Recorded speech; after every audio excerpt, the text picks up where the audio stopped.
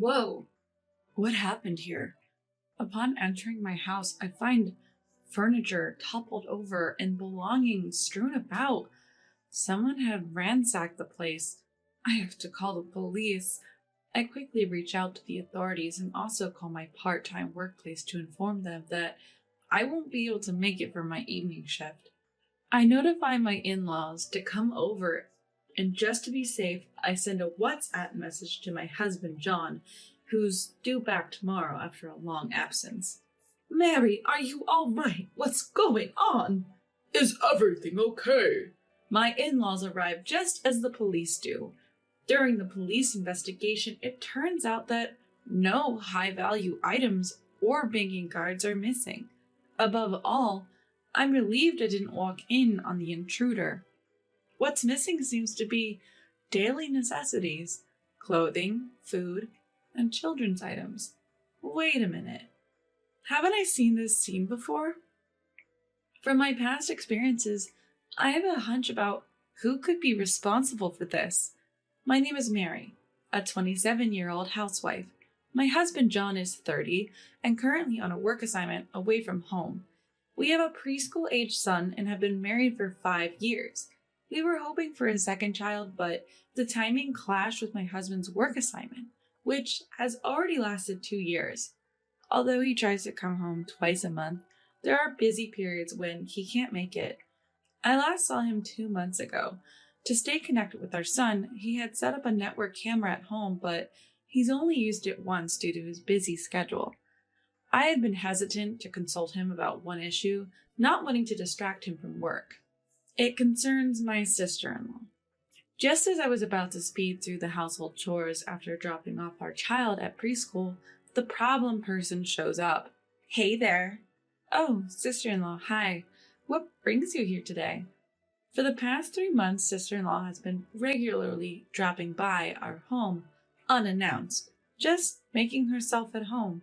Sister-in-law is 34 and the mother of 4, part of a big family. The family has kids ranging from infants to elementary schoolers. 2 of their preschoolers even go to the same preschool as my child. My sister-in-law, or SIL for short, is a large woman with a blunt personality, for better or worse. Whether it's shopping or dining out, she always wears sweats. When she showed up at preschool events in her standard sweatshirt and sweatpants, even I was shocked. Sure, she's known for her casual attire, but she's also known for picking fights. So much so that I'd rather not cross paths with her at preschool lest people find out we're related. She has a habit of taking things from our home on a daily basis. Taking these cookies, okay? You took some yesterday. We can't keep giving you things. What? You're imposing me? It's John's money anyway. You have no right to complain. She asserts that since I'm a stay-at-home mom living on John's money, she can intimidate me.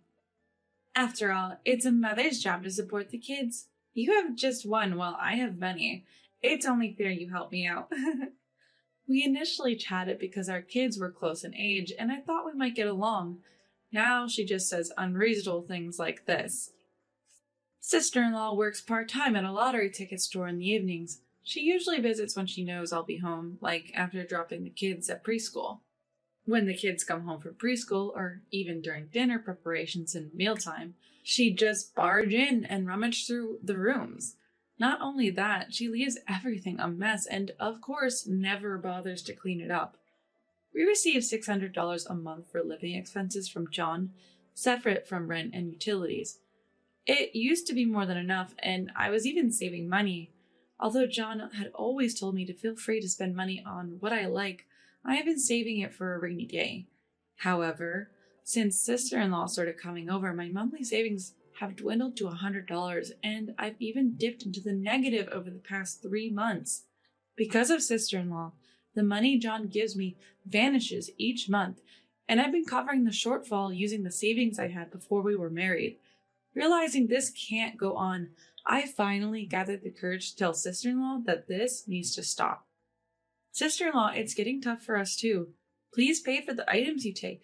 Why? Just get more money from John. We have a lot of kids and need it. You're costing us $200 a month just on household items. What? You're charging your own family? It was clear reason would not get through to her. I feared this situation could ruin our family, so I told John I'd like to work part-time. I didn't want to worry John, so I just said I wanted to boost our savings. The real challenge was what to do with our child, so I decided to consult his parents. Mother-in-law, I'm considering working part-time. Why? Aren't you getting money from John? Actually, sister-in-law takes a lot of household items, so we're running low on money. What? Really? But taking a few things isn't a big deal. No, it's just a few things. All right. I'll talk to her about it, so don't get so worked up. It seemed like mother-in-law was still oblivious to sister-in-law's wrongdoings, believing her daughter wouldn't do such a thing. From what John told me before, mother-in-law has never been mad at sister-in-law and spoils her rotten. I wasn't expecting much to begin with, but this was a tough nut to crack. My frustration with sister-in-law was escalating, and I couldn't hold back my anger any longer. Talking directly to her wasn't working, so I decided to hatch a plan. Soon after, I started a part-time job. I would work mornings, pick up my son from preschool, drop him off at John's parents' house, then work my part-time job until evening. This new routine helped me avoid sister-in-law, but it seemed to trigger a barrage of angry messages from her. Where are you? Where are the house keys? I know you're there. Open up. When will you be done? The frequency of her messages increased, showing her annoyance with my constant absence. Bring some tissues around in the evening. What time in the evening? Before my part-time job, so let's say 5 p.m. Oh, sorry, I'm working my part-time job until 6 p.m. You're deliberately avoiding me. No, I'm just working longer hours because we're short on money. So it's my fault we're short on money. Exchanging these lines, even sister-in-law's pettiness started to feel amusing on WhatsApp. Life was much calmer without meeting sister-in-law every day. Unlike my peaceful state, sister-in-law was restless. One time, we went out to eat with our parents-in-law and sister-in-law's family. She was giving me icy stares, but I didn't care and just enjoyed my meal. Mary, no part-time work today, huh? I had planned this dinner with father-in-law and mother-in-law for a while. Sister-in-law turned her face away, clearly irritated. In some ways, I owe my sister-in-law for my newfound assertiveness to dealing with someone as dense as her. Later, we had tea at John's parents' house, and all was quiet on sister-in-law's end. We then headed home. I was hoping that sister-in-law would finally give up, but things took an unexpected turn. A month later, after dropping my son off at preschool and at John's parents', I went home to grab something I forgot.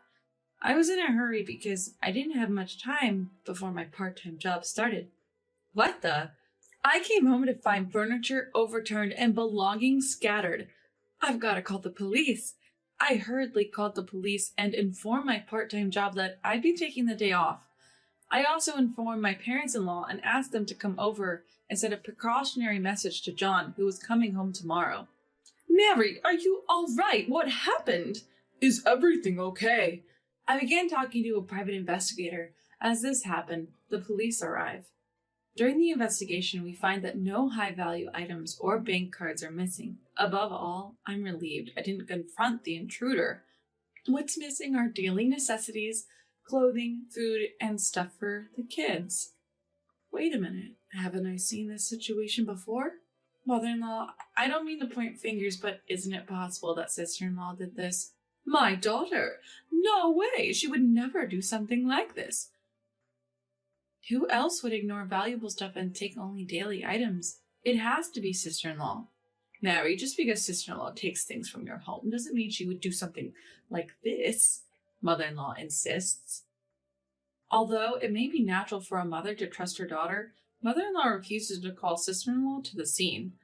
Finally, father-in-law, who had been silent all along, speaks up. The police are here. She should prove her innocence by coming. As father-in-law says that, well, you have a point. Mother-in-law concedes, unable to go against father-in-law, and promptly calls sister-in-law. What's up?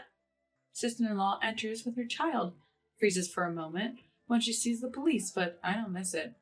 Oh, why are the police here? Apparently, our house got ransacked and some things are missing. What got taken? Daily items, clothes, stuff like that.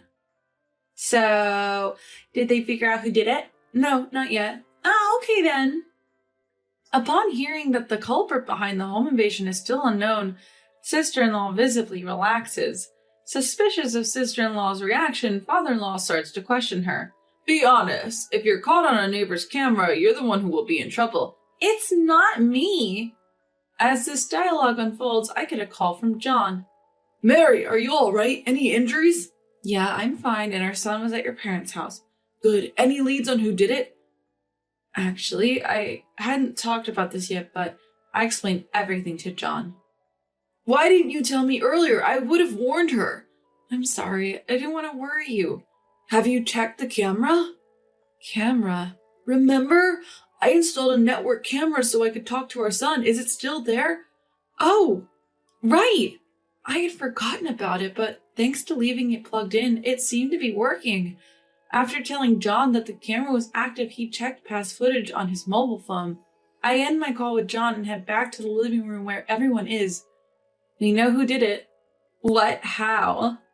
John had set up a camera so he could talk to our son while he's away on business. Uh-huh. And the footage shows this person. I show the mobile phone to the police and my parents-in-law and their sister-in-law, rummaging through the house, then leaving with bags full of stuff. How did you get into the house, sister-in-law? I press her for an answer, and sister-in-law falls silent. Tell the truth. Father-in-law interrogates sister-in-law with a stern look. Well, the thing is, sister-in-law slowly starts talking. I noted the lock code while relaxing at my parents' house. I then asked someone I know to make a duplicate key. While father-in-law looks at sister-in-law in disbelief, mother-in-law keeps her head down in silence. Mother-in-law, are you okay?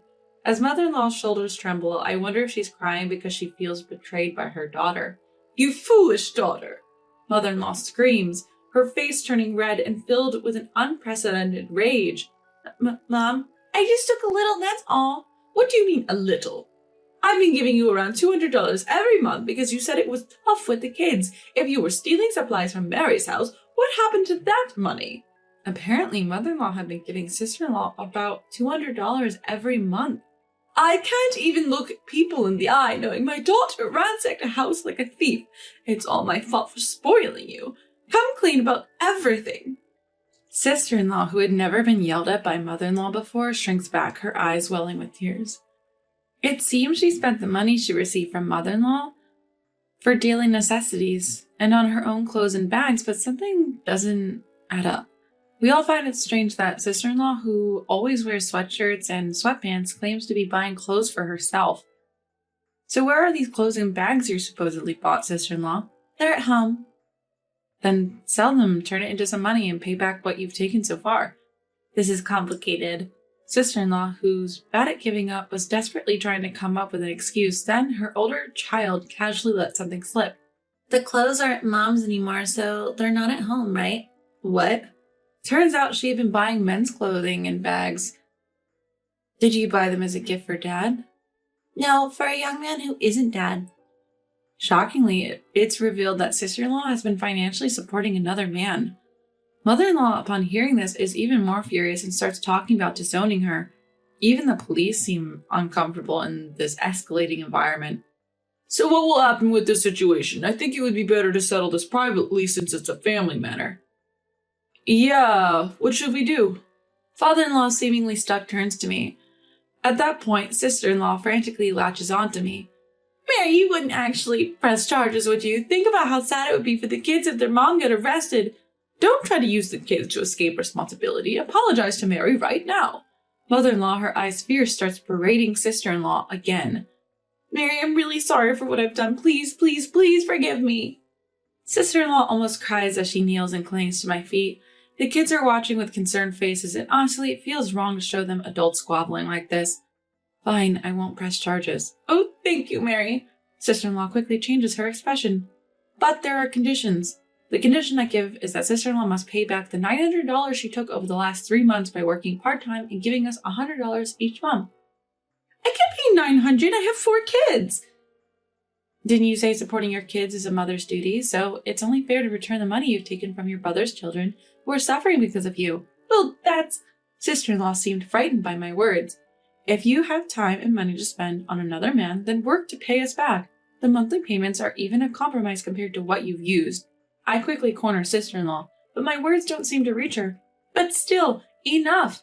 Enough. Be grateful you're not getting sued and accept the conditions.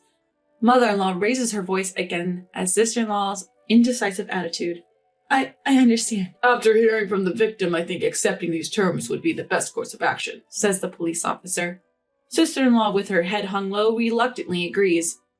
Even though the kids will inevitably find out and I do feel sorry for them, I can't muster any sympathy for sister-in-law. Exploiting her brother's family to save on living expenses while lavishing money and attention on another man is something I'll never understand.